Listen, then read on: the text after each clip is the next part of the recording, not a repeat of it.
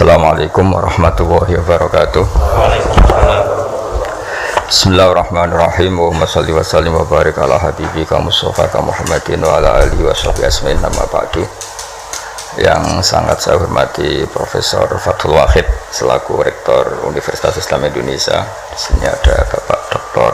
Ainur Rahim Fakih, Bapak Dr. Rohidi dan rombongan dari UI, ada Kiai Tamyiz dan teman-teman yang saya hormati. Juga ada kebetulan ada rombongan dari Pertamina.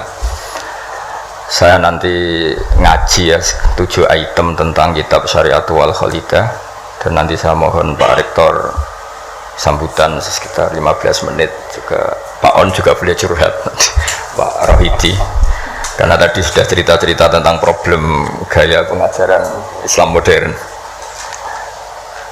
Saya ngambil 7 item supaya semuanya dapat berkah dari kitab Syariatul wal Khalidah.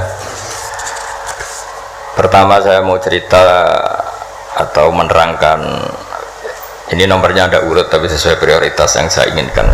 Halaman 1, 2, 3 ya. 7 item saja nanti cepat insya Allah. 1, 2, 3.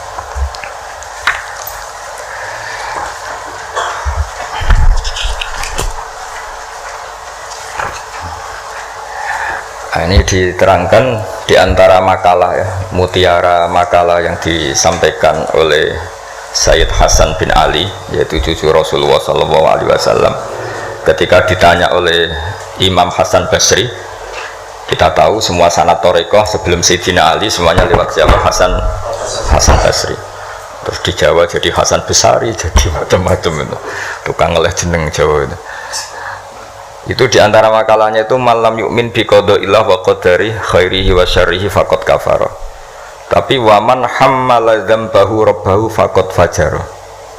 Jadi kalau orang tidak berkeyakinan qada qadar khairihi wa syarrihi min Allah, dia berstatus kafir.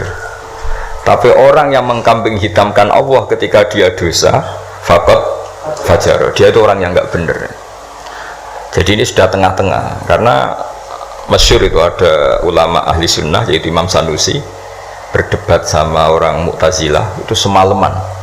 Mu'tazilah itu tetap kokoh keburukan itu tidak dari Allah. Alasannya Allah itu memerintahkan kebaikan, masa menghendaki keburukan. Tapi pikirannya Imam Sanusi, idzan waqa'a fi mulkihi ma la yuridu.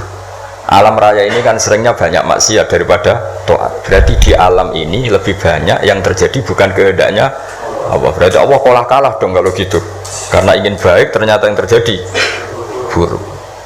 Jadi ini kan problem kita sebagai mukmin, juga problem mau nisbatkan jelek ke Allah tidak pantas, mau bilang elek itu kreasi setan mayoritas, berarti yang menang partainya setan, itu kan ribet. Nah itu faqad kafar.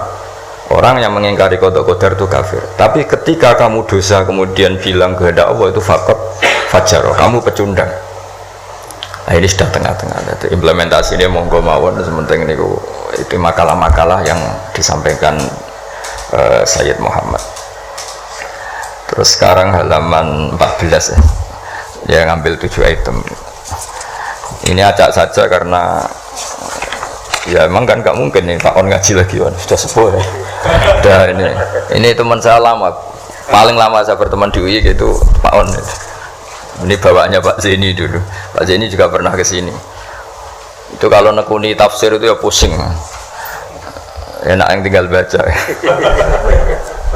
Saya tuh sering debat sama Pak Zeni itu sampai jam 2, jam 3 di kantor tuh, di Badan Wakaf itu dulu, bekasnya rektorat. Itu kalau nggak selesai itu beliau jam 4 ke kontrakan saya di Ketonggo. Karena kita ini sangat fikih. Pak Zeni itu dulu kan fakultasnya adab. Beliau di sastraan Pak Tamyiz. Jadi beliau lebih mengedepankan aspek balaghah. Saya fikih.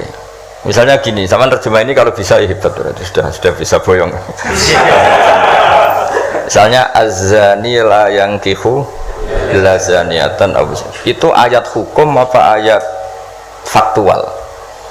Di ilmu ushul fikih itu diteliti. Kalau ayat hukum berarti maknanya pezina itu nggak boleh nikah kecuali dengan pezina. Pertanyaannya, jenenge zina kok ora kepengen nikah, kepengin kumpul kebo, udah usah dilarang ya sudah.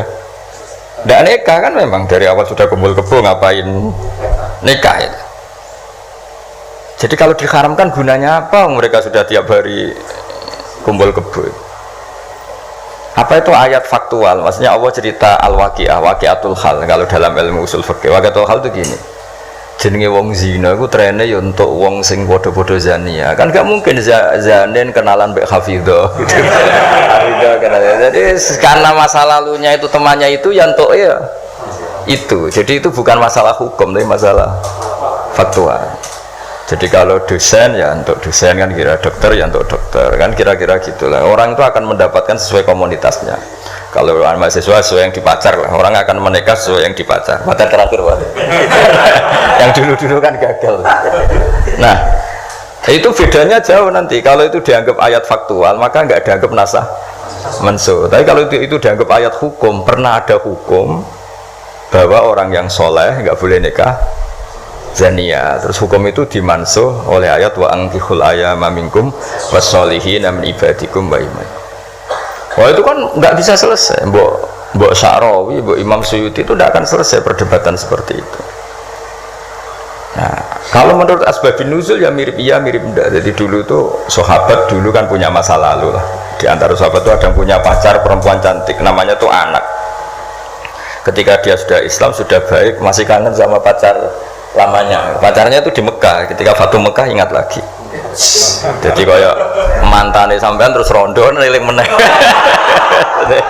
Manusiawi sekali. Terus walhasil terus tanya, ya Rasulullah kalau saya nikah anak boleh ndak? Tapi dia masih begitu, maksudnya masih profesinya masih seperti itu, masih PSK lah kira-kira gitu. Kira-kira baghiyah kalau dalam bahasa Arab itu baghiyah.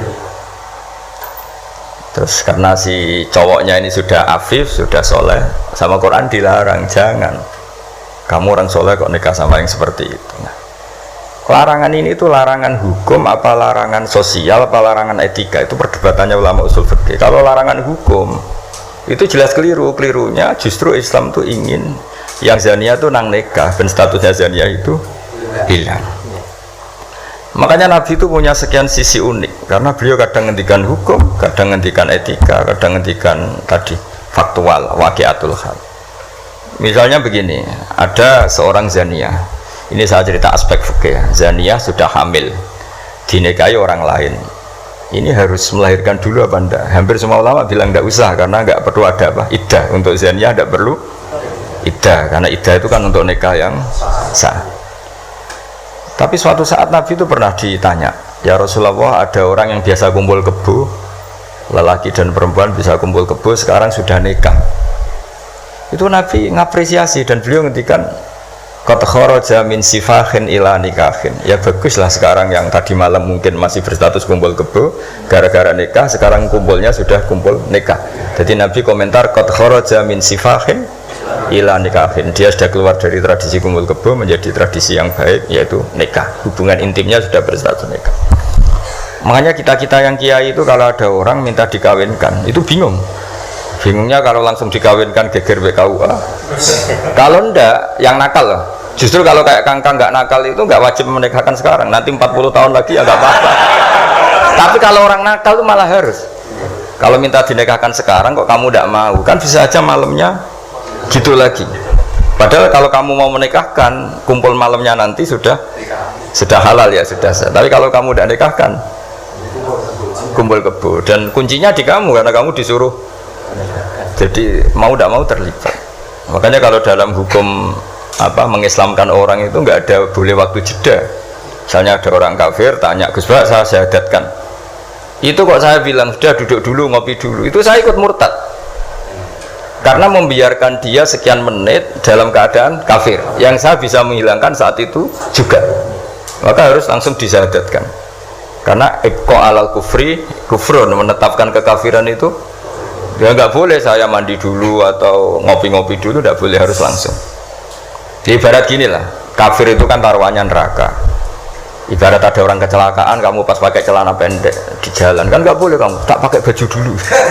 Sedang dipelindes truk lagi kan, harus langsung. Meskipun anda dalam kondisi yang tidak sempurna. Nah, resikonya tadi pas kamu bikin kopi ternyata orang itu mati, berarti matinya mati kafir. Yang andai kan langsung kamu talqin syahadat, dia mati Islam. Begitu juga orang yang kumpul kebo minta kamu nikahkan sekarang. Kalau kamu nikahkan maka nantinya sudah kumpul nikah. Tapi kalau enggak, nah tapi kalau orang soleh seperti ini biarin aja nggak apa-apa. Jadi orang soleh itu ya ada resikonya karena fikih tidak mengharuskan nang nikahkan itu. Nah itu dibicarakan oleh ulama-ulama itu. Jadi apa? Nah lagi kembali ke tadi azani la yankihu illa zaniatan aw musyrikah. Itu faktual, apa hukum, apa etika? Ya kita mau tidak mau debat karena kita nggak punya pilihan. Ulama ada mengatakan tunas samanso, ada yang anggap itu waqiatul halannya, ya kondisi sosial pasti seperti itu kan. Nah, masa zani misalnya terus akrabnya sama hafidho atau solihah kan kemungkinan itu kecil.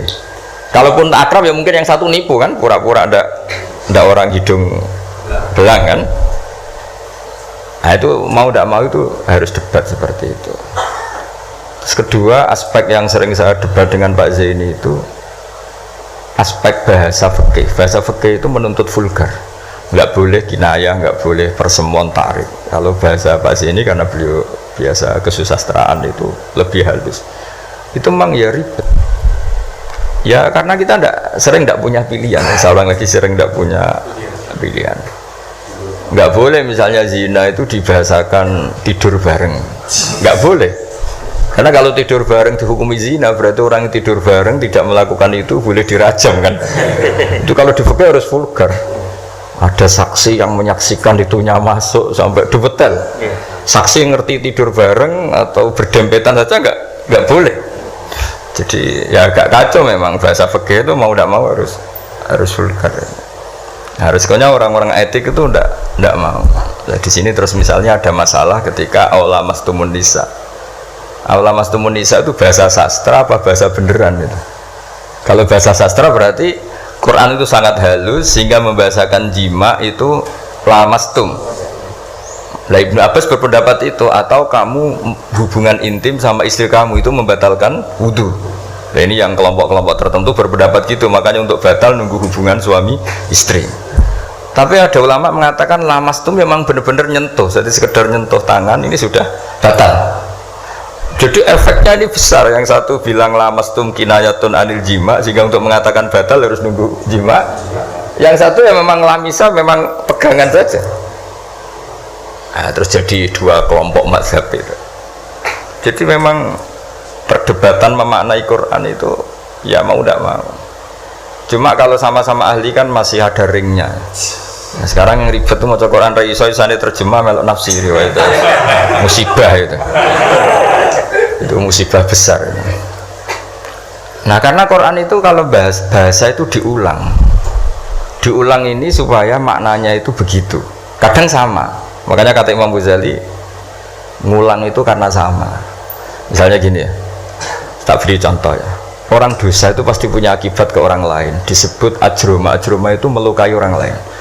Innal ladzina ajramu kanu minal ladzina amanu yadhakun. Tapi nanti digenti. Kalau ajramu ini ditafsir digenti kafaru karena di belakang digenti fal yaumal ladzina amanu minal kuffar, bukan minal mujrimin. Jadi di depannya pakai kata ajramu, di belakang pakai minal kuffar. Misalnya tadi ada 3 kelompok di akhirat, menerima tangan kanan, menerima buku dengan tangan kanan, kedua dengan tangan kiri. Tapi yang terlalu buruk itu waro adzohri, menerimanya membungkungi yang ngasih. Jadi misalnya kamu malaikat yang ngasih buku, terus lama ya sudah, yang fatal itu ya sudah nerimanya dengan tangan kiri, dia membungkungi yang ngasih. Jadi sudah ngawur secara etika. Misalnya dipanggil si A sini, si malaikat tadi orang ini memang bakat buruk, pas nerima buku itu sudah sangat tidak beretika, sudah dengan tangan kiri sambil membungkungi, sehingga malaikat ini semangat ngadabnya ya kumat lah, kumat mangkelnya itu sudah tidak beretik, sudah pakai tangan kiri membungkungi. Tapi kita yang sopan itu kan menghadap pakai tangan kanan. Ya muni matur nuwun barang menapa tuh. Sehingga terus jadi malaikat itu makanya semua nanti di akhirat. Nah, akhirnya kelompok itu hanya 2. kanan dan kiri. Nah kiri ini yang ekstrim sampai ya sudah kiri. Nah itu kata Imam Ghazali, jangan kira ada kelompok tiga, ya ada yang biyamini, bisimali, waro'a dori gitu maksudnya. Jadi sering seperti itu. Jadi hanya dua tapi diredaksikan tiga. Begitu juga neraka misalnya. Neraka itu kiai kuno nak darani digelundungno ning neraka. Itu bahasa paling bener ya. Karena orang masuk neraka itu kan bayangannya Quran itu kan wajah alam min bain itim satwa min khalfihim satan fakhsyanahum terus sampai tak terusnya fahum mukmahun. Mukmahun itu ditekuk. Nah itu sebagian Quran redaksekno yu'raful mujrimuna bisimahum fayukhadhu bin nawasi wal aqdam. Nawasi itu bathuk, aqdam itu delamaan. Jadi bathuknya ditekuk sampai nyium. Ya kiri gini gambarannya itu gini, ditekuk gini, ininya diikat sampai kena kaki. Nah bentuknya sudah kayak bola, makanya wong kuno nak darah itu digelundungno ning neraka.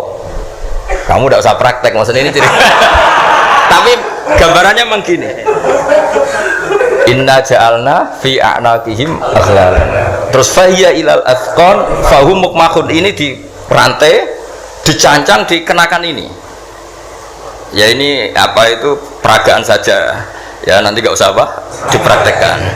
Nah karena bentuknya sudah gini, terus ya nah neraka itu bawah.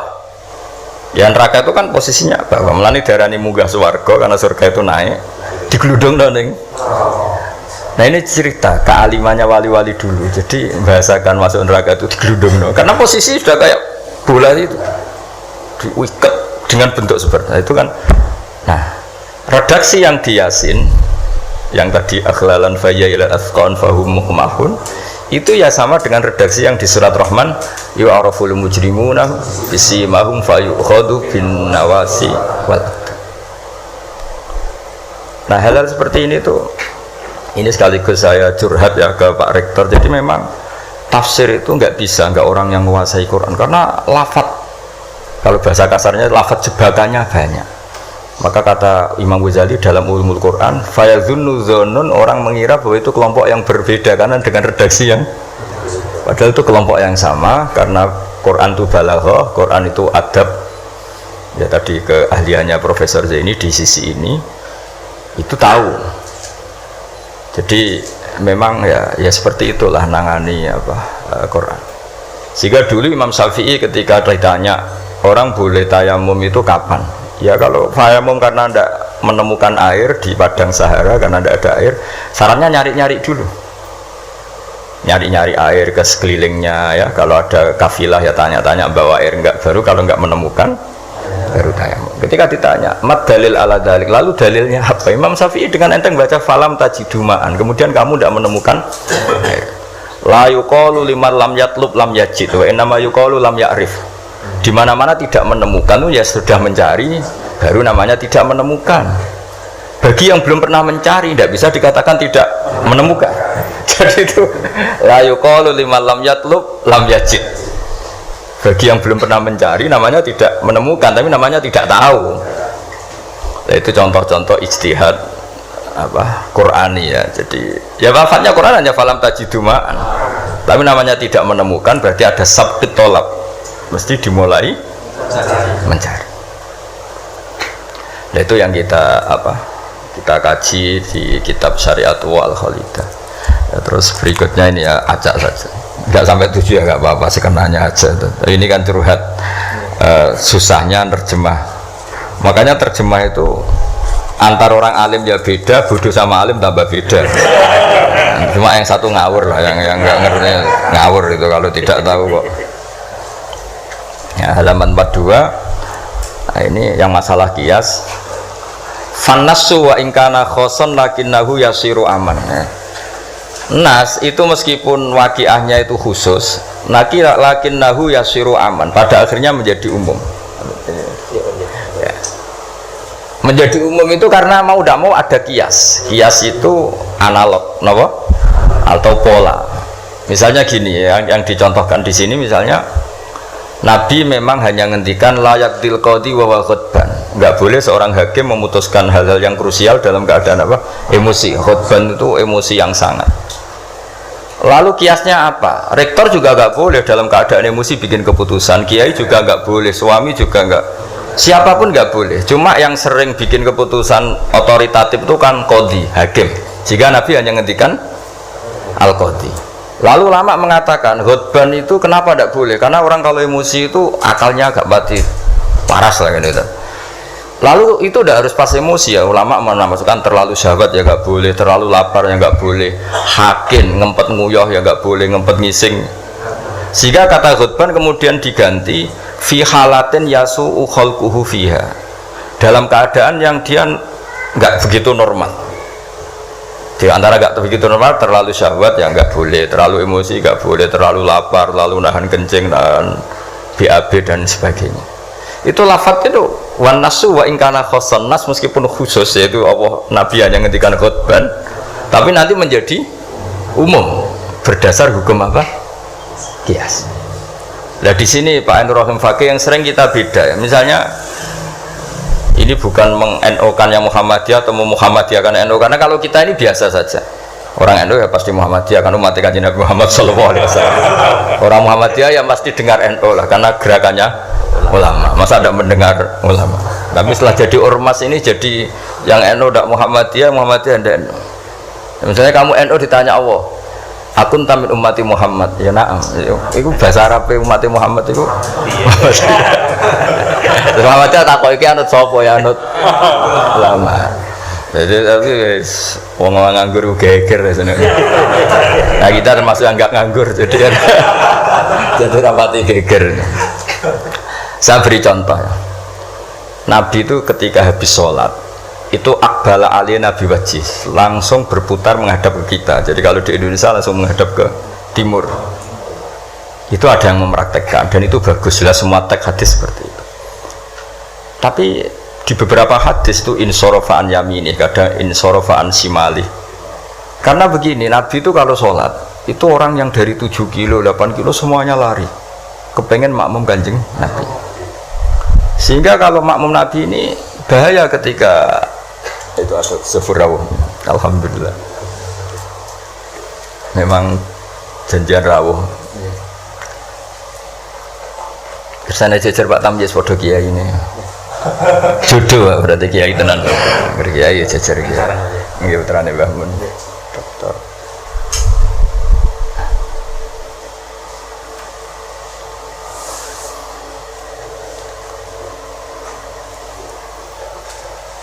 Mas, ini jejer Pak Tamyiz podo kiai ini. Oh, bagus.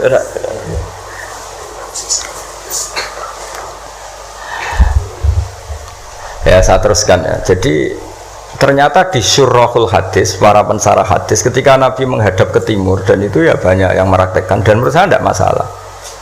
Itu karena Nabi tidak ingin orang yang datang terlambat, kalau dalam bahasa fikih disebut masbuk. Itu Nabi ngira fi sholatin, padahal hakikatnya sudah tidak sholat. Jadi andaikan Nabi tetap menghadap ke barat, misalnya di Indonesia dengan posisi duduk yang sama, maka yang datang terlambat langsung usolli fardhu zuhri makmuman, dengan arti makmum ke Nabi terus duduk.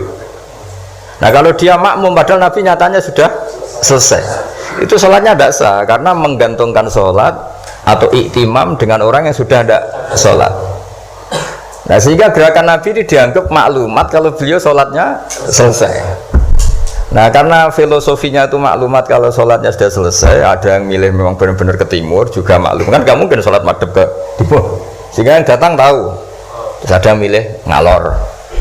Jadi sebetulnya itu bisa pakai ya kayak orang tahlilan pakai keplok sudah selesai itu kalau sebetulnya bisa pakai apa saja, yang penting memaklumatkan kalau sholatnya itu. Nah, ini yang ngendikan tidak saya, kitab Fathul Bari karangannya Ibnu Hajar al-Asqalani, Syarah Bukhari paling populer. Nah itu yang disebut Sayyid Muhammad wan nasu wa ingkana khoson fa innahu yasirun aman.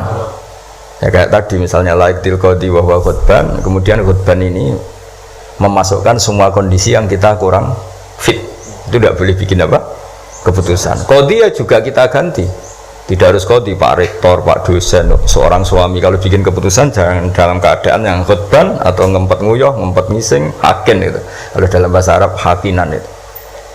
Nah ini penting saya utarakan karena kalau kita terlalu tekstualis Itu nanti kita naik Innova tidak perlu baca subhanalladzi sakhkhara lana hadza. Karena ayatnya itu kan wal khayla wal bighala wal hamira litarkabuha wa zina. Ini tidak ada Innova ini. Ayatnya ya litas tahu ala ya summa tazkuru ni'mata rabbikum idza stawaitum alaihi wa taqulu subhana. Ini kan jelas litas tahu ala zuhur. Ini Innova tidak ada zuhurnya, ini tidak ada punggungnya. Jelas ayat sebelumnya tentang wal khayla wal bighala wal hamira litarkabuha wa zina. Nah, jadi kalau terlalu tekstualis maka naik Innova Ferrari itu tidak usah baca subhanallah karena ayat ini tentang ya tentang khimar dan seterusnya. Makanya kajian kitab Syariatul Khalidah dan alhamdulillah saya khatam dan saya ada ngira bahwa sebenarnya saya khatam sudah 3 hari yang lalu tapi saya bilang kayak ada wangsit. Ini nanti ada khataman spesial lala Pak Rektor mau kesini tanggal 12 saya bilang ke santri-santri ya biar ikut hormat apa khatam. Jadi itu saja, nanti saya mohon curhatnya Pak Rektor tadi sudah curhat di teras saya 15 menit Pak on ya, sekitar 10 menit mungkin ke Sufur 10 menit nanti yang dungo ke Mansur kalau Pak Rektor dungo rapati mandi karena jadi rektor tuh hisapnya berat jadi dosanya itu seneng kayak keputusan nggak siap jadi objek keputusan itu ya mau udah mau memang tapi itu bagus kata bapak kowe kudu wani dadi kiai tapi dados kiai ngeten wong tawadhu ora mutu jare bapak gayane tawadhu asline mau tanggung jawab jadi bapak itu saya dulu ya heran kenapa bapak itu lebih suka kancanan wong mlete timbang wong tawadhu dulu saya tuh heran setelah saya jadi kiai itu wong mlete itu luwih gampang syukur ya, cuma wong sing ra cocok darani ngono iku mlete asline wong mlete iku gampang syukur. Lah apa dadi rektor, dadi pegawai negeri ra enak dadi wong biasa ngopi ra ono sing ngekang. Ya sudah kalau dia caranya syukur seperti itu biarkan saja. Itu kan letis, mau dadi rektor, mau dadi menteri ra enak urip kok terikat. Padahal misalnya dekne gelem ya ora ono sing dadekno. Tapi cara dia syukur memang akan ngomong terus seperti itu. Gak enak jadi PNS, jadi rektor ra enak, jadi menteri ra enak. Wong kok terikat, enak jadi wong ini iki, butuh rokokan, butuh ngombe. Dulu saya nganggap orang seperti itu meliti. Tapi bapak itu suka sama orang seperti itu. Setelah saya jadi kiai itu tahu ternyata itu bahasa syukur. Ya, iya membela diri. Ya, emang dia happy-nya kalau ngomong seperti itu ya. Sing bojone elek kon ra enak Gusti bojo ayu dadi sawang-sawangane wong. Terus pokoknya wes sauni-unimu yang penting sudah itu cara dia syukur. Saya tuh belum pernah loh kalah debat orang kecuali sama orang desa itu. Anaknya tuh minta motor Pak Rektor, motor sepeda motor. Nggak boleh ada orang kaya. Bapaknya kesini, anaknya komplain, bos bapakku kok medit, nunjuk motor ora oleh padahal orang kaya. Bapaknya kesini itu masuk akal. Anak di pondok tambah goblok. Mergo yo kok no motor. Lah kok goblok, Pak? Jenenge donya iku Gus iku sing lahirno donya kok sapi kan manak, wedhus manak. Wong donya kok mangan donya. Motor itu kan beli bensin nyervis. Jadi orang beli mobil itu goblok terus. Jadi ya profesor, dokter kalau punya mobil cara dia ya goblok. Kiai-kiai yang punya mobil cara dia jenenge donya iku sing lahirno. Donya kok mangan. Wah. Iki kok pinter juga. Akhirnya, Pak, lah sampean ngene Pak, ditelepon Agus Pak motor, goblok. Tapi kita menjadi tahu, ternyata di balik lugune iku ya ono pinter ya. Meskipun dia pecundang, hanya pecundang itu gak gelem motor nang ndi yo ngetroponane. Tapi ya intinya hidup itu harus mendengar. Jadi bapak itu seneng mbek wong mlete. Nek wong tawadhu itu gak pati, karena alasannya bapak. Kon ngimami gak gelem, kon takmir masjid gak gelem, dadi rektor gak gelem. Wis padune mau tanggung jawab, terus engko nek ono salah karek ngritik. Lha iku ora tawadhu wong Indo jare bapak. Nah ini cerita kearifan orang-orang dulu. Jadi orang-orang dulu kelihatannya seenaknya tapi sudah dihitung. Ternyata orang Melite itu ya dia membela dirinya sampai seperti itu. Membela gak gelem mau jadi menteri, jadi rektor, gak enak urip terikat. Ada nanti kan dia gelem ya ndak ada yang nawarin. Ya sudah, tapi cara dia syukur seperti itu.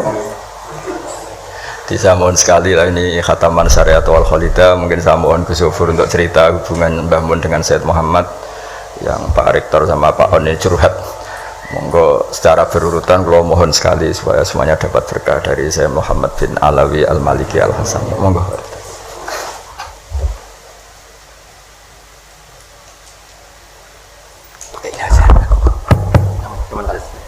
Assalamualaikum warahmatullahi wabarakatuh. Alhamdulillahil akram alladzi 'allama bil qalam 'allamal insana ma lam ya'lam. Wassalatu wassalamu ala sayyidina Muhammadin khatamil anbiya wal mursalin khairil anam wa ala alihi wa ashabihi wa man tabi'ahum ila yaumil qiyamati 'ala dawam alladzinal kiram. Rabbi shrah li sadri wa yassir li amri wahlul 'uqdatam min lisani yafqahu qawli. Yang saya hormati Gus Bapak Kiai Haji Nur Salim Bahauddin Nur Salim Muhammad Bahauddin Nur Salim, Gus Bah, Gus Gofur dan Sanatir. Ini jamak mudzakkar salimnya santri kan Sanatir. Pertama Gus Bah, kami atas nama UII mengucapkan terima kasih yang luar biasa, mendapatkan sambutan yang luar biasa. Ini di luar ekspektasi kami semua. Mudah-mudahan ini membawa berkah bagi kami semuanya, terutama bagi Universitas Islam Indonesia. Kami juga terima kasih ini diundang dalam khataman kitab Syariatullah Al-Khalidah. Yang mudah-mudahan ini kita juga mendapatkan berkah dari kitab dan pengarang dari kitab ini, dan mudah-mudahan ilmu yang kita dapatkan bisa bermanfaat untuk kedepannya.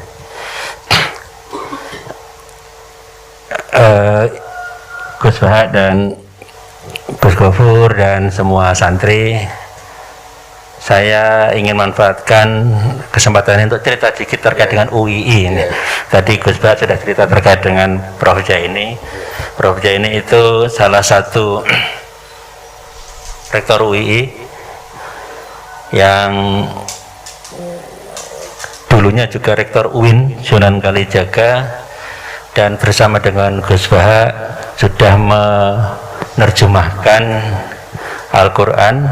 Ada beberapa jilid, ada beberapa versi, bersama juga Ustadz Aun. Dan alhamdulillah sekarang semakin banyak yang mempelajari kitab itu, dan juga sekarang sudah ada versi digitalnya dalam Google Apps. Google Apps bisa diunduh di sana juga. Yang ingin saya cerita adalah bahwa kami di UI ini punya tanggung jawab besar dari para pendiri UII. UI ini didirikan sebelum kemerdekaan 27 Rajab 1364 Hijriah, 8 Juli tahun 45 di Jakarta. Di Jakarta oleh banyak tokoh ulama saat itu. Dari NU ada banyak, termasuk Bapak Kiai Haji Wahid Hasyim. Dari Muhammadiyah ada banyak juga, termasuk Ki Bagus Hadikusumo, Ki Haji Mas Mansur. Kemudian ada dari kalangan dari PUI. Dari PUI ada Mbah Halim, Ki Haji Abdul Halim di Majalengka sana. Ada dari PUI Ajengan Sanusi. Kemudian ada juga Pak Nasir. Kemudian juga ada tokoh nasionalis Muslim seperti Mr. Muhammad Yamin, termasuk dari perwakilan Kementerian Jepang saat itu. Ada Pak Kiai Haji Abdul Kahar Muzakir, ada Raden Haji Adnan, ada juga Pak Ahmad Jarkasi, pendiri Gontor. Itu dulu semua pendiri UII. Sehingga UI dari awal itu rumah besar bagi semua kalangan Islam. Saat itu ada NU, Muhammadiyah, PUI, termasuk kalangan nasionalis. Nah, pesan yang diberikan adalah yang pertama, pada saat itu UI ini kan ada I tengahnya, itu Islam. Ini yang berat luar biasa Gus. Nah, berat. Kalau diucapkan itu mudah sekali, tapi kalau diamalkan betul itu luar biasa berat. Karena Islam yang bagaimana ini kan perlu dimaknai, perlu diterjemahkan. Islamnya, Islam yang tengah itu. Islam yang kita sering menyebutnya Islam yang menjadi rahmat bagi semesta alam, yang membawa kedamaian, yang bisa membawa orang yang dekat itu hatinya menjadi damai, bergerak hatinya ikut bertindak menyelesaikan masalah bangsa dan lain-lain, termasuk yang mendalami agama. Ini itu yang pertama. Yang kedua, ini Indonesia, ini juga berat karena pendiri UI itu juga pendiri Indonesia. Jadi saya sering katakan ke Bapak Ibu di kampus, termasuk kawan-kawan di kampus, sulit membayangkan UI ini berkhianat kepada bangsa dan negara ini, karena pendiri UI sama pendiri bangsa ini tuh sama. UI ini lahir dari rahim yang sama dengan Republik ini. Nah, sehingga itu juga berat. Beratnya apa? Kalau lurus kita dorong enak, kalau belok kita luruskan, ini juga berat. Mau luruskan yang belok ini juga berat, harus dengan cara-cara yang santun dan sebagainya. Sehingga di kami di UI ini sering berusaha bagaimana menyatukan Islam dan Indonesia di dalam satu wadah. Ini yang sering saya analogikan seringkali seperti semangka, Gus. Semangka itu kan kulitnya hijau kan, ini Islami kan, dibelah tuh merah putih, Indonesiawi, kira-kira itu. Jadi makanya bahasa Arabnya itu kan Al-Jami'ah Al-Islamiyah Al-Indonesia, Universitas Islami Indonesiawi. Nah, itu. Jadi itu yang kita inginkan, itu bagaimana kita berkhidmat kepada Islam tapi juga sekaligus berkhidmat kepada bangsa ini. Nah, sehingga kita untuk menjalankan dua pesan besar tersebut memang sangat berat, dan kita ikhtiarkan dengan banyak hal meskipun mungkin belum sempurna. Termasuk di kampus ada pesantrenisasi, meskipun sangat singkat sekaligus. Cuma berapa hari? Ada 2 minggu. 2 pekan ya, cuma 2 pekan. Di Islam kan 2 pekan. Berat kan, Gus? Ya berat sekali. Itu masuk sama sebelum KKN. Itu kita lakukan seperti itu, termasuk juga banyak kajian-kajian lah itu kita lakukan tiap hari, termasuk kita sekarang merencanakan mendirikan pusat studi tafsir Al-Quran dan Hadis yang tadi Gus Bah sudah ngendikan tidak mudah loh, Gus, tapi mudah-mudahan kita mulai, Gus, pelan-pelan, mudah-mudahan nanti lama-lama juga bisa lebih baik, karena ini sebetulnya cita-cita lama yang belum terwujud ya. Ya mudah-mudahan nanti kalau Gus Bah berkenan menjadi salah satu penasehat, kami akan sangat berterima kasih, tersanjung dan bersyukur ini bisa nanti mengarahkan kami. Karena mendalami agama ini kan ya tidak mudah. Tidak mudah, tadi sudah banyak pesan yang disampaikan oleh Gus Bah kepada kami, meskipun tadi secara umum, tapi kan kita bisa menafsirkan ke kita. Itu banyak pesan, termasuk pesan yang di sana tadi, Gus. Tidak terlalu ndaki gitu, akhirnya malah lupa gitu kan ya. Ya betul, itu pesan penting menurut saya, itu pesan penting. Sehingga kita jangan sampai melupakan warga tempat kita mengabdi, masyarakat tempat kita bergerak dan sebagainya. Sehingga kami mohon Gus Bah nanti berkenan untuk menjadi penasihat, dan juga kami mohon juga karena sebentar lagi ini kami membuka penerimaan mahasiswa baru, Gus, tanggal 18 Januari ini. Mudah-mudahan juga semakin banyak yang bisa kita layani. Kami setahun itu yang mendaftar tahun kemarin 27.000, yang kita terima baru sekitar 6 ribuan. Yang kita tidak bisa melayani lebih banyak lagi. Padahal kita inginnya sebetulnya semakin banyak yang bisa kita layani, termasuk semakin banyak juga yang bisa kita beri beasiswa. Karena kan ada beasiswa untuk hafidhah, ada beasiswa untuk du'afa, ada beasiswa untuk pesantren. Kita punya pesantren juga, hingga kita berharap semakin banyak anak bangsa yang bisa kami layani, dan untuk itu kami mohon doanya Gus Bah dan para santri di sini juga untuk kebaikan Universitas Islam Indonesia dan kemudahan kami dalam menjalankan amanah yang tadi Gus Bah sudah contohkan tidak selalu mudah dan sangat berat untuk melayani umat. Nampaknya demikian, Gus. Mohon maaf jika ada yang kurang selama kami berada di pondok ini. Assalamualaikum warahmatullahi wabarakatuh. Jelas.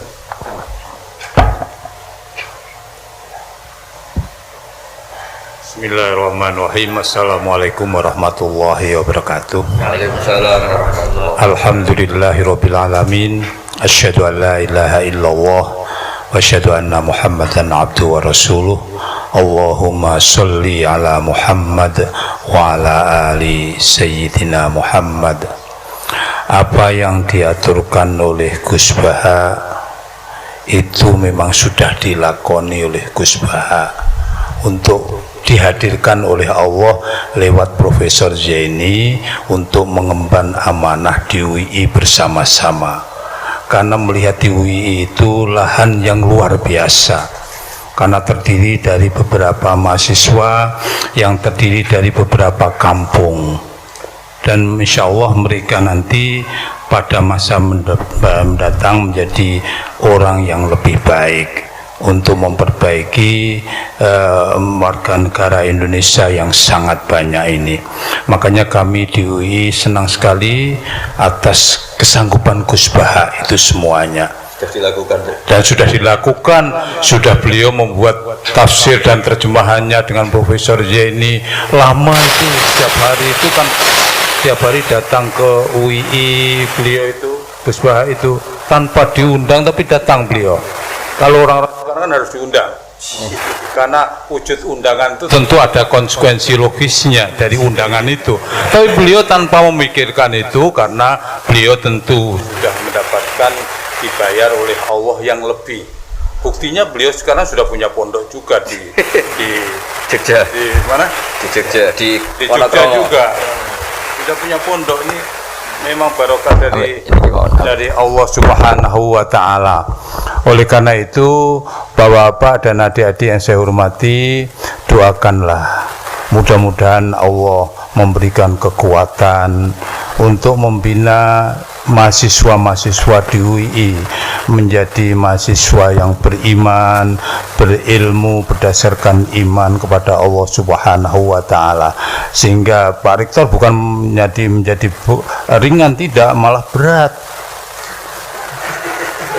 Semakin kesini bukan semakin ringan, semakin berat, karena tanggung jawabnya juga semakin berat. Tentu tanggung jawab terhadap hal-hal yang lain. Nah, kami termasuk bawahannya Pak Rektor insya Allah akan berusaha semaksimal mungkin dengan Gus Baha ini, nanti insya Allah UI menjadi lebih baik.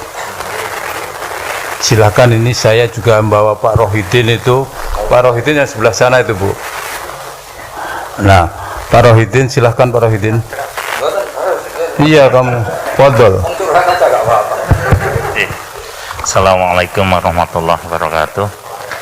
Alhamdulillahirabbil alamin wa aqibatu lil muttaqin. Asyhadu an la ilaha illallah wa la syarikalah wa asyhadu anna Muhammadan abduhu wa rasuluhu, amma ba'd. Yang saya muliakan Gus Baha beserta santri dan Gus Gofur. Alhamdulillah pada pagi kali ini kami diterima oleh Gus Baha. Ini akan sedikit memperkenalkan adalah Pak Zainal, ya. Pak Zainal ini selaku wakil rektor bidang sumber daya, ya. Dan ini bos saya di bidang keuangan. Ya. Pak Fadli yang pegang uang ini penggantinya Pak Fadli ini, ya, ya, ya. Kemudian di sana ada Gus Tamyiz, Dekan Fakultas Ilmu Agama Islam. Ya, alhamdulillah kita bisa silaturahim pada pagi ini dan diterima dengan baik oleh Gus Baha. Ini merupakan rezeki bagi kami, ya, kebahagiaan bagi kami, karena tidak semua tamu ya bisa mendapat kesempatan seperti kami ini.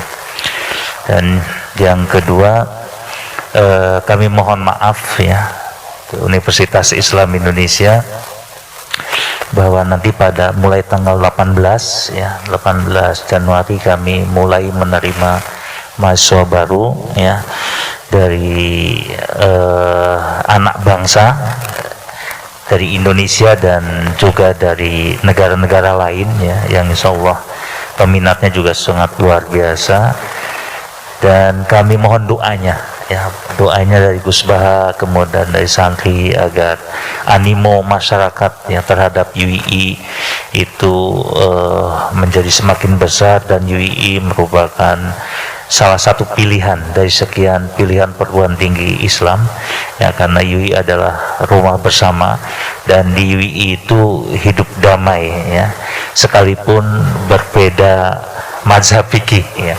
Jadi ada Muhammadiyah, ada Nahdlatul Ulama, ada Persatuan Islam, ada Persatuan Umat Islam ya, bahkan ada satu Ahmadiyah di UI itu ya, tapi masih bisa hidup lah di UI kan, itu ada satu Ahmadiyah ya.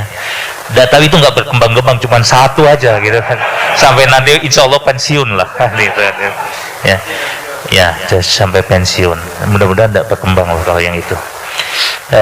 Dan itu mungkin yang ingin kami sampaikan ya. Kami sangat berbahagia sekali, dan kami kesini juga sekaligus minta restu dan kesediaan Gus Baha untuk menjadi Dewan Penasihat di Pusat Studi Al-Quran dan Hadis ya, karena Gus Baha ini kan sebetulnya ikon ya, ikon di kajian-kajian tafsir.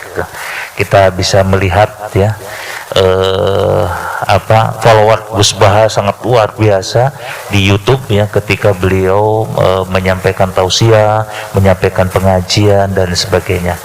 Dan orang seperti ini memang sangat diperlukan oleh Universitas Islam Indonesia. Itu saja Gus yang bisa kami sampaikan, mudah-mudahan manfaatnya. Billahi taufiq wal hidayah. Assalamualaikum warahmatullahi wabarakatuh.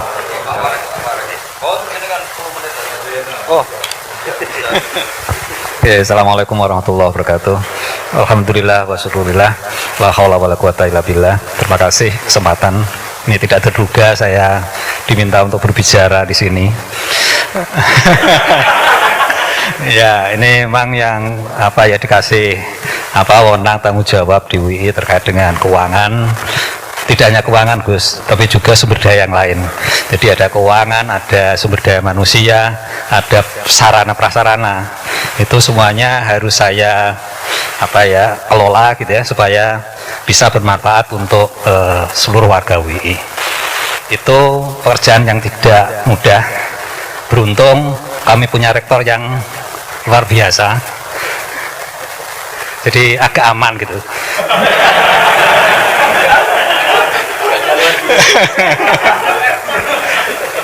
Jadi kalau saya tidak mampu ya saya minta Pak Rektor untuk menangani gitu ya. Dan juga teman-teman wakil rektor yang juga sangat baik, Pak Rohidin. Kemudian yang jaga warung ini ada Pak Imam, ada Pak Wing ya. Kebetulan ada acara di sana. Alhamdulillah UII kalau terkait dengan keuangan saya kira insya Allah sehat, meskipun ada pandemi ya, meskipun mahasiswa juga kami kasih diskon gitu ya, tetapi alhamdulillah operasional UII masih berjalan dengan baik. Nah, mohon doa Bapak Ibu, Bapak-bapak di sini semua santri, supaya kami tetap bisa mengelola amanah itu dengan baik. Saya ingat pesannya Pak Zaini ya, jadi mengelola UI itu memang harus dengan keikhlasan. Jadi apa yang kita berikan kepada UI jangan terlalu meminta sesuatu dari UI. Saya kira itu dipegang penuh ya, terutama yang sedang diamanahi memegang keuangan. Terima kasih, begitu saja yang bisa saya sampaikan. Assalamualaikum warahmatullahi wabarakatuh.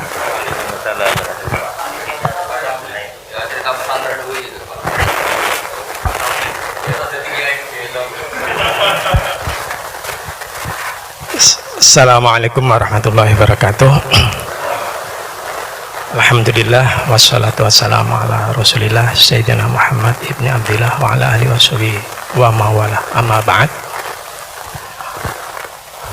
Sebab yang beliau muliakan Gus Ghafur, muliakan bapak-bapak semuanya dan santri yang kami hormati. Saya terima kasih ini bisa sedikit mengemukakan unek-unek nih Tapi bukan aneh-aneh loh kan. Ini masalah agama. Jadi, saya kebetulan ya sekarang itu diamanahi untuk di Fakultas Ilmu Agama Islam. Dulunya ya saya di pesantren UII, kemudian ya Sultan Mataram.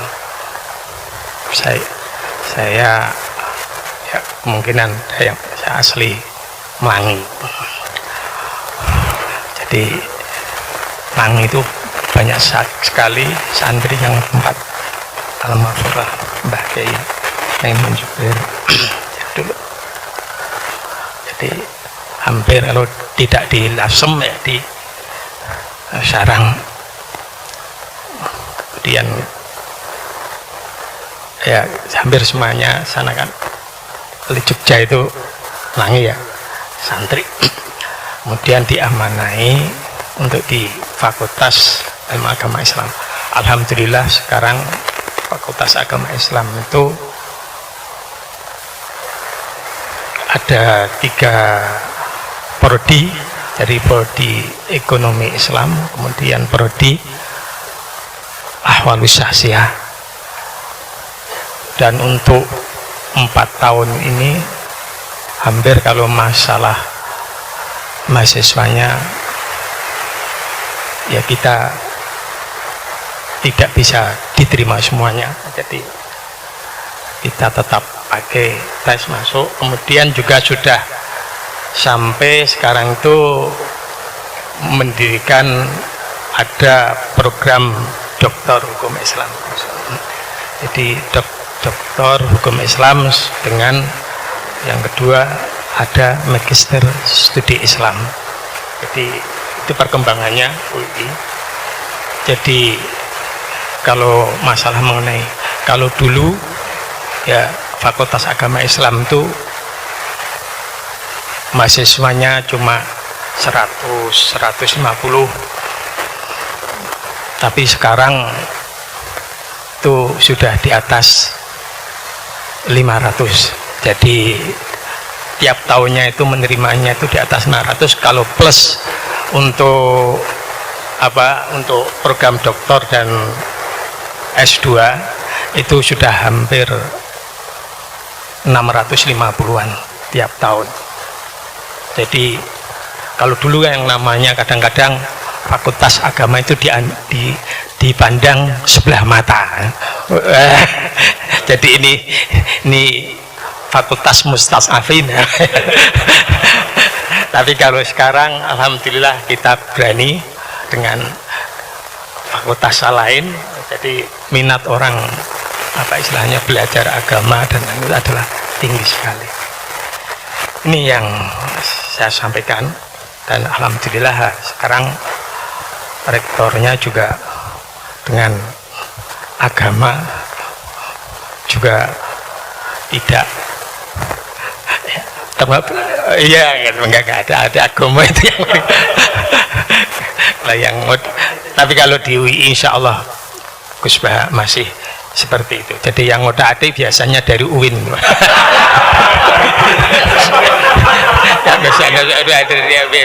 Kalau dari UIN itu sudah nggak bisa dengan sejak dulu itu.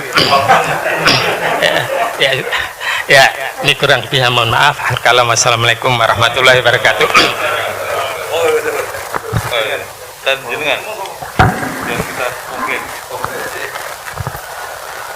Bismillahirrahmanirrahim. Assalamualaikum warahmatullahi wabarakatuh.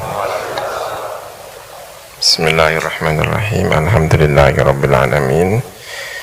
Wassalatu wassalamu ala asyrafil anbiya'i wal mursalin sayyidina wa maulana Muhammadin wa ala alihi wa sahbihi ajma'in. Abadu, yang terhormat sahibu al-mahad Kiai Haji Bahauddin Nur Salim, para pimpinan Universitas Islam Indonesia, ada Pak Rektor Pak Fathul Wahid, ada para pejabat di UI, tidak bisa saya sebut satu persatu ya. Ada ini, ada Pak Tamyiz, ada Pak Aun, ada Pak Rohidin, ada Pak siapa lagi ini ya, Pak Zainal. Terima kasih semuanya, para santri-santri semuanya. Alhamdulillah kita bisa ikut hataman kitab Syariatullah Al-Khalidah karya Sayyid Muhammad bin Alawi Al-Maliki Al-Hasani.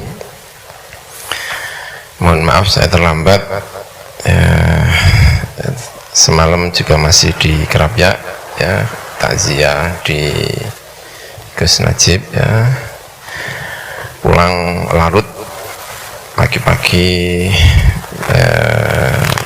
istirahat sejenak baru bisa kesini nih ya. Alhamdulillah masih bisa mengikuti hataman karya Sayyid Muhammad nih. Sayyid Muhammad ini gurunya banyak kiai-kiai di Indonesia, sebagaimana ayahnya Ki Alawi juga gurunya para kiai-kiai di Indonesia. Generasi ayah saya itu dulu banyak ngaji kepada Sayyid Alawi, tetapi putra-putranya, santri-santrinya sudah masuk generasinya ke Sayyid Muhammad ya.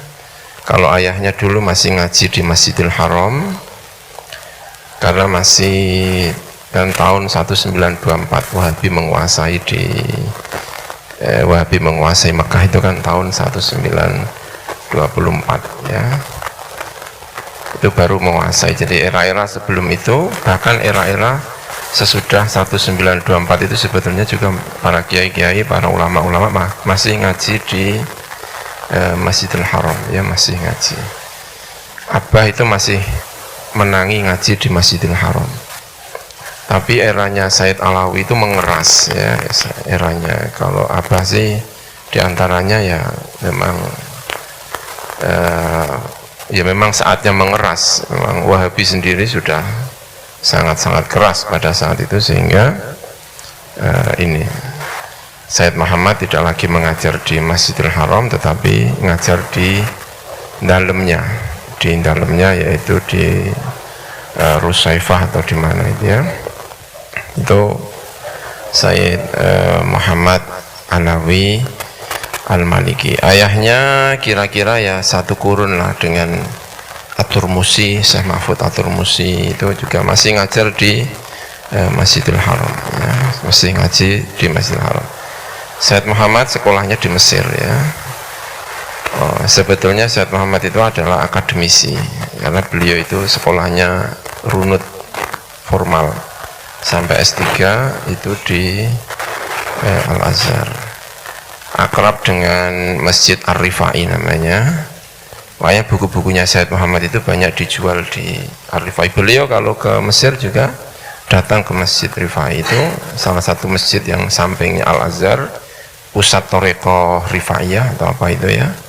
Karena beliau akrab, putranya Sayyid Ahmad yang sekarang menggantikan beliau itu juga sekolahnya di Mesir, S3-nya juga di Al-Azhar juga. Kalau di Mesir itu di mana, di Masjid Ar-Rifai itu, kalau tidak masjid apa namanya saya lupa ya. Ini samping jalan kaki lah. Saya juga kalau habis kuliah pulang mau naik bis, karena samping terminal Persis ya, sering mampir di masjid untuk melaksanakan sholat di masjid ini. Itu Sayyid Muhammad Al-Alawi.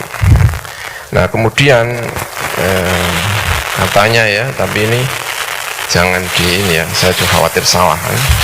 Hanya cerita-cerita yang kita itu ada dulu itu calon mahasiswa di Mekah kalau tidak salah ya, calon mahasiswa di Mekah, pimpinannya Ustadz Ihya Ulumuddin ya, sampai sekarang pimpinannya adalah Abna'u Abuya, itu Hayatus Sofa, pimpinannya itu adalah Syekh Ihya Ulumuddin, dalamnya Pujon Malang. Kakak saya, adik saya juga muridnya Ustadz Ihya sebelum datang ke Sayyid Muhammad, karena memang pimpinan Abu Ya Sayyid Muhammad adalah Ustadz Ihya. Itu kan katanya mau sekolah di Saudi ya, tapi saya tidak tahu, hanya dapat cerita. Tapi di sana itu kan ada kendala apa sehingga luntang-lantung nggak jelas, masuk nggak bisa, pulang apa, pokoknya bingung. Nah, ketemu dengan Sayyid Muhammad itu, ditampung oleh Sayyid Muhammad. Itu adalah murid-murid pertama Sayyid Muhammad dari orang-orang Indonesia. Terus ditampung, Sayyid Muhammad kemudian bikin kayak pondok, kayak itu. Nah, terus itulah awal mula perkenalan Sayyid Muhammad kepada santri-santri Indonesia. Selain itu karena memang ayahnya Sayyid Alawi itu ya memang gurunya orang-orang Indonesia ya, jadi tidak sengaja. Jadi beliau jadi kiai itu bahasa Indonesia kiai ya, bukan intelektual dalam arti orang kampus, tapi menjadi itu tidak sengaja. Ya, tidak sengaja. Sama dengan banyak kiai-kiai Indonesia itu yang tidak sengaja. Kalau menurut siapa? Abah saya, aku sekapok nggak rencana, mari bingung. Ya. Jadi itu kalau menurut abah saya, aku pirang-pirang nggak rencana A B sing rencana nih A sing jadi B. Itu makanya madhabnya Gus Bah itu termasuk yang ini, itu nggak mau bikin rencana, mari bingung. Tidak menyisakan kemungkinan yang direncanakan Tuhan.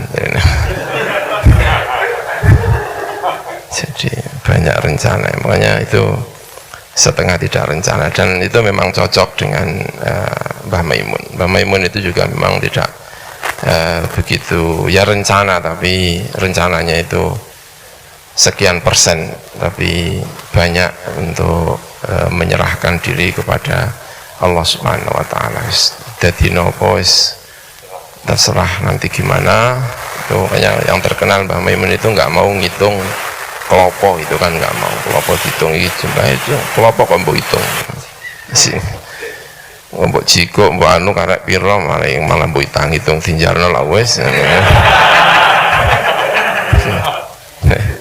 Itu madhab-madhab itu ya, nggak tahu juga itu madhab-madhabnya kiai-kiai banyak yang seperti itu. Jadi terus kemudian ya, Abah itu kalau sudah berhubungan dengan seseorang itu pengen baik gitu. Itu kalau Abah itu memang begitu ya. Termasuk makanya Abah punya perhatian betul dengan UI, apa itu. Di antaranya karena menurut ceritanya Abah, salah satu pendiri atau salah satu orang yang punya kepentingan awal-awal di UI itu katanya adalah mantan Menteri Agama dulu, Kiai Fathur Rahman.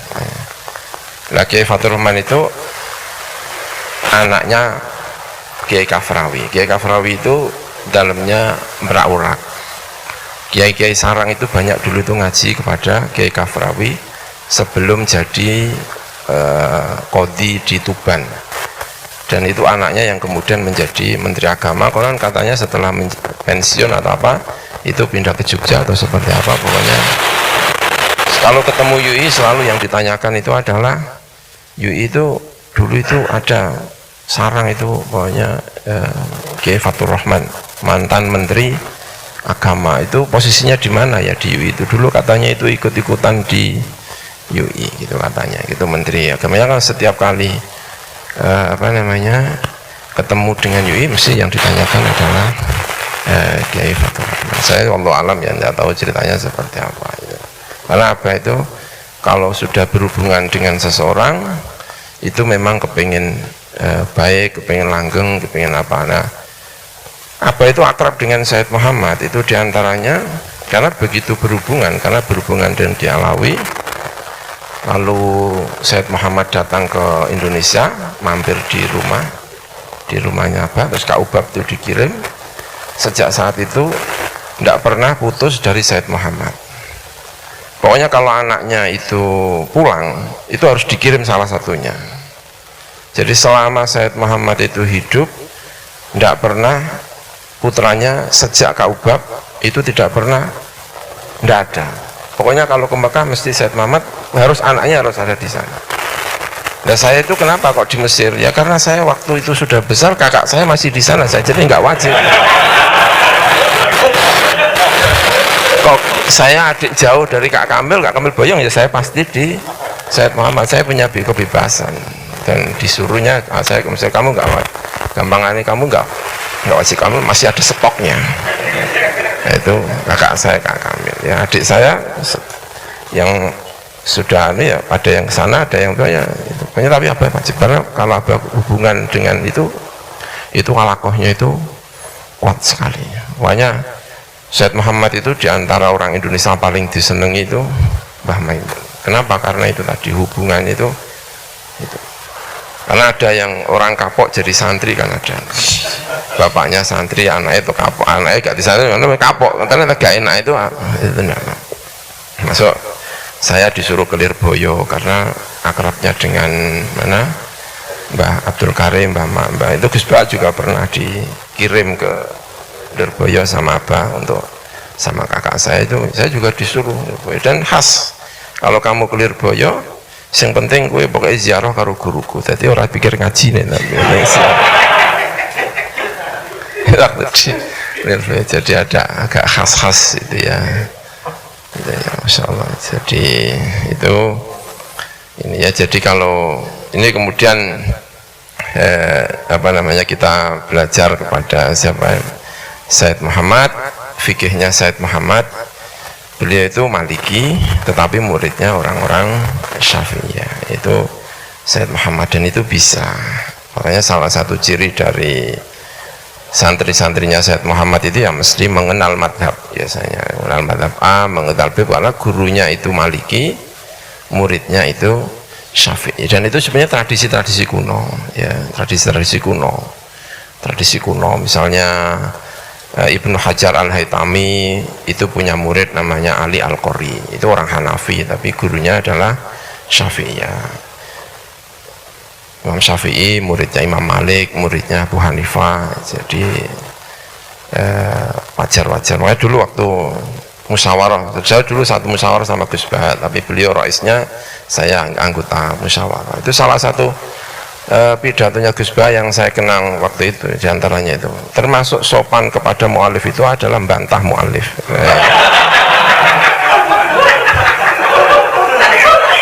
Jadi sebentuk kesopanan itu adalah agak bantah-bantah sedikit gitu.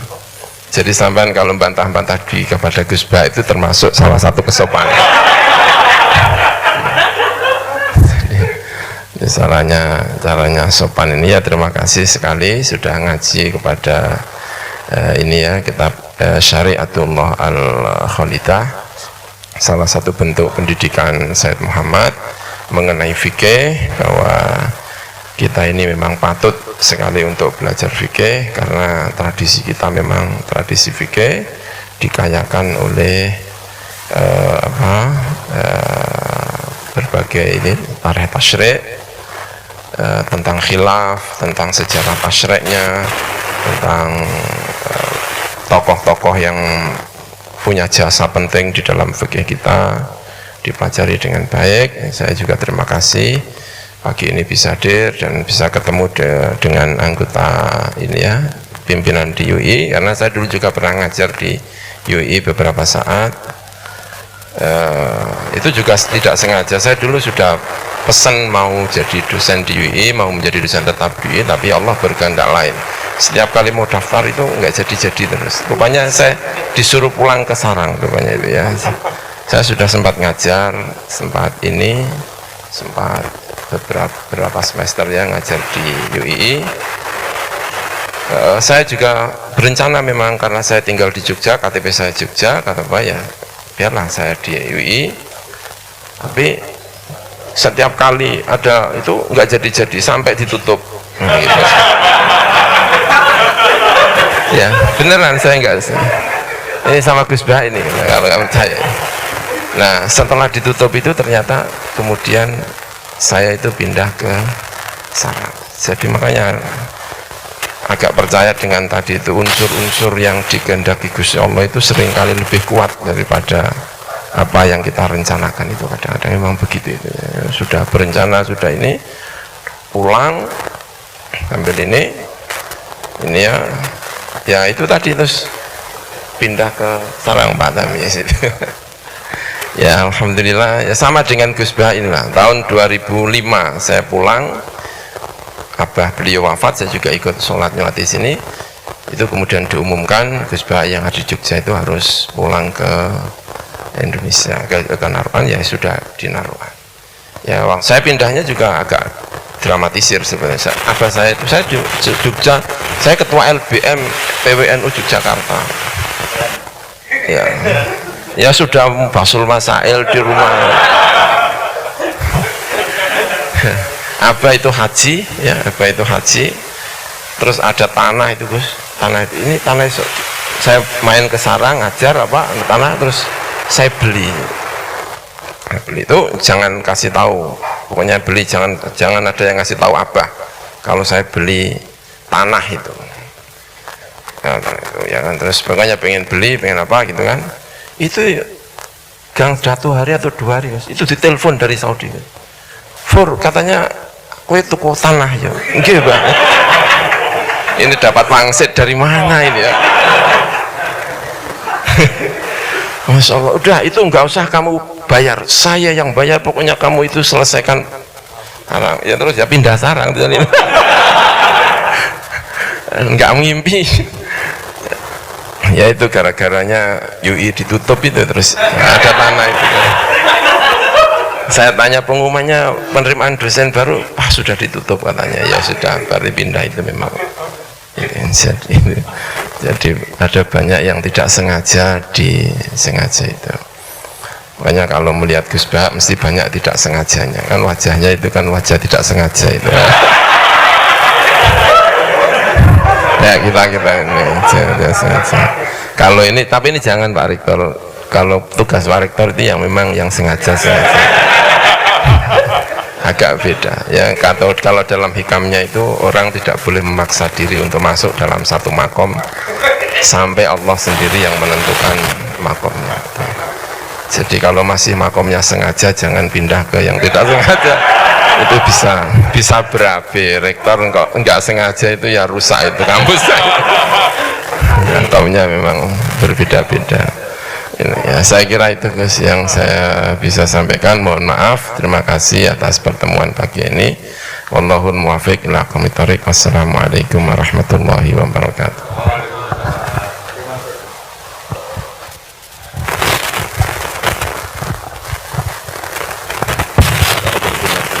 Sallallahu alaihi wasallam wa ali baitihi wa dzurriyyatihi wa la sayyid Muhammad. الفاتحة. حاضر الله بسم الله الرحمن الرحيم. صراط الذين أنعمت عليهم غير المغضوب عليهم ولا الضالين. بسم الله الرحمن الرحيم. الحمد لله رب العالمين والصلاة والسلام على أشرف المرسلين سيدنا مولانا محمد رب العالمين. اللهم ربنا لك الحمد كما خلقتنا ورزقتنا وهديتنا وعلمتنا فرضت عنا لك الحمد بالإسلام والقرآن والحمد بالأهل والمال كبت عدونا بسطت رزقنا وأظهرت أمننا وجمعت فرقتنا وسنا مخفتنا كل ورحمتنا أيضا فلك الحمد على ذلك كثيرا. لك الحمد حتى ترضى، لكم إذا رضيت لك الحمد بعد رضا. اللهم اجعلنا وذريتنا وتلامذنا من أهل العلم أهل الخير، ولا تجعل وإياهم من أهل الشر وجهل والضير. اللهم اجعل جمعيتنا جمعية الإسلام Indonesia mubarakatan بغير تعب برحمتك يا الراحمين. اللهم يا متبر تبر يا مسهل سهل يا ميسر علينا كل عسير بجاه البشير النذير. اللهم افتح علينا فتوح العارفين بحكمتك، اشدد علينا رحمتك وذكرنا ما نسينا إلينا. اللهم ألف بين قلوبنا وأصلح ذات بيننا واهدنا سبل السلام ونجنا من الظلمات وجمنا الفواحش ما ظهر منها وما بطن من بلدنا هذا خاصة من المسلمين عامة إنك على كل شيء قدير. ربنا آتنا في الدنيا حسنة وفي الآخرة. وصلى الله على سيدنا محمد والحمد لله رب العالمين. الفاتحة.